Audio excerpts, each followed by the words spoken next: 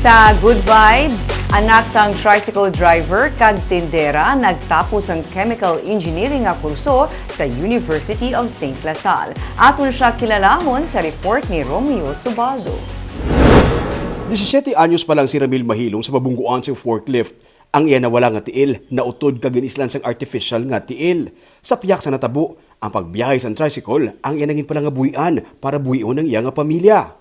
Aksidente ko sa unahang sa akong obra sa reklamasyon. Anong obra mo sa ulit mo? Ga-checker ko sa reclaim. Checker. Oo. Aksidente? Aksidente na bungguan ko sa forklift. Ay, Oo, lapat kining dulo kong katil. Ang isa na utod. ito na isa. Artificial na Pila pa lang edad mo na sa natabo na? 17. O, 17. Ang iya misis nga si Jennifer, may gamay nga tiyanggi sa kilid sa University of St. Lasal, Bacolod.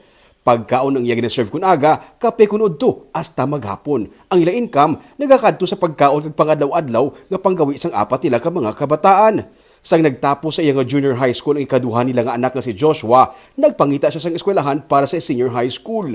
Ginsuggest ang iya nga iloy nga sa USLS siya magpadayon pero si Joshua natahap pa sang una. Naanad siya nga makita nga rich kids lang ang mga nag-eskwela diri.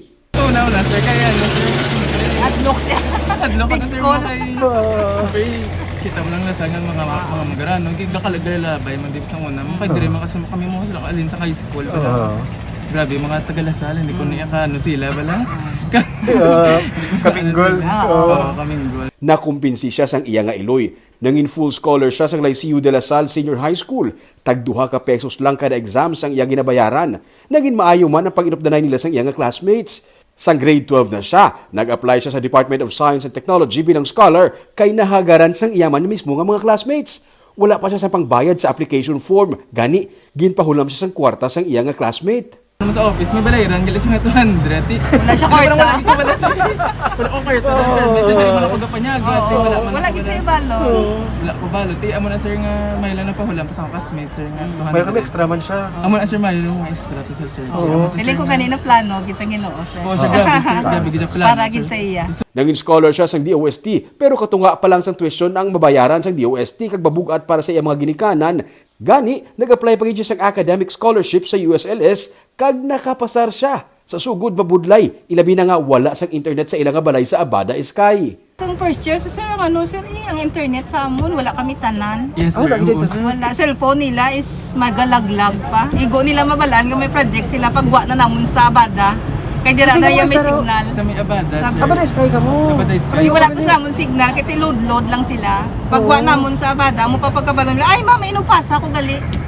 Tapos nga pula kami sir, hasta kaalauna, alas-dos na updan ko to sa internet, layo-layo, gadala ko sulo, para lang gid nga bantayan siya nga ma-friends sa. Ang iya allowance, gikan sa DOST scholarship, ang gingamit niya sa pagpatakod sang internet connection sa ilang nga balay. Hindi man basta-basta ang ila inagyan sa nagpandemic kag nag-lockdown, pero maayo lang kay ang subang nila nga maestra naman sa karon sa USLS ang may savings nga among ila gigamit sa pang-adlaw-adlaw. Sang Domingo, natagaan sang amat-amat nga kasanagan ang pamilya Mahilom. Nag-graduate na si Joshua. Salamat. Salamat. Sobragid nga salamat sir. Kay hindi lang iya sa akon, para na iya sa iya. Nga tanan niya gid bala nga gin handom. Amat-amat. Hindi pa sa subong pero amat-amat na bala nga maano na sa iya, makamit siya na bala mabaton niya. Luyag niya nga mangin inspirasyon sa mga kabataan nga parehos niya ang iya nga istorya nga ang kapigaduhon ang naging inspirasyon para magtingwa pagid. Yes, sir, kay alin sang bata, kabala sir ako nga makita, blessed mo ko ganun, sir nga na bata ko sa amon nga pamilya, kay do ka kung di ko guro, daw makita mo lang na ang imo mama, papa, gagabi nga struggle, bala, siyempre, ang inyong sitwasyon, bala, sir. Maging strong ka gid, sir, nga, hindi ka gid dapat, hindi ka dapat magreklamo, kaya kung magreklamo ka lang, wala ka gid kapaan niya.